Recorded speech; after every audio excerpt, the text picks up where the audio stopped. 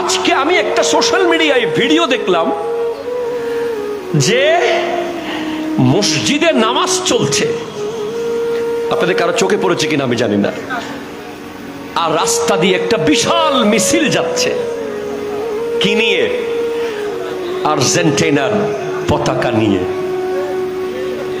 মুসল্লিরা তাদের আওয়াজে নামাজ পড়তে পারছে না। হ্যাঁ, তোমরা খেলছো, খেলা দেখছো, দেখো, এটা নিয়ে এমন উন্মাদনা, এমন উল্লাস, এমন ঝগড়া, এমন বিবাদ।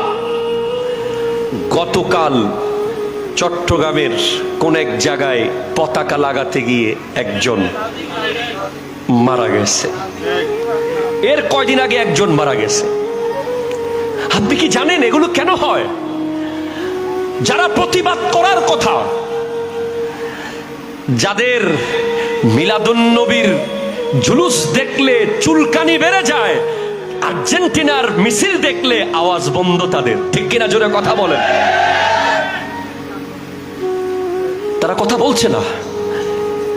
এখন আমরা কথা বলছি, যুবকরা বলবে হুজুর সবকিছু বাধা দেন কেন? আমি অবশ্যই বাধা দেব, কারণ ওই দল, ওই দেশ, ওই মানুষগুলো জীবনভর, জিন্দেগিভর ইসলামের শত্রু, ইসলামের বিরুদ্ধে, ইহুদিদের পক্ষে, তারা সরাসরি ইসরায়েলকে সাপোর্ট করে। তাদের সাথে আমাদের কোনো সম্পর্ক কোনো কারণে থাকতে পারে না, ঠিক কিনা কথা বলেন?